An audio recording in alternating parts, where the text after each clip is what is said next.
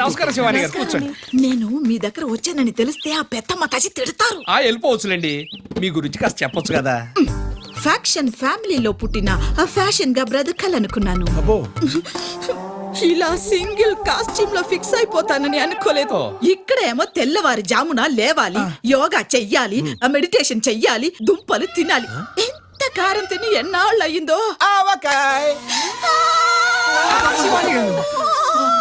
అయ్యో, ఎన్నాళ్ళు అయ్యిందో. నోట్ల జల వచ్చిందయ్యా. మాకు కూడా. మీరందరూ ఏమి అనుకోకపోతే నేను ఒక్కసారి నాకుతానే.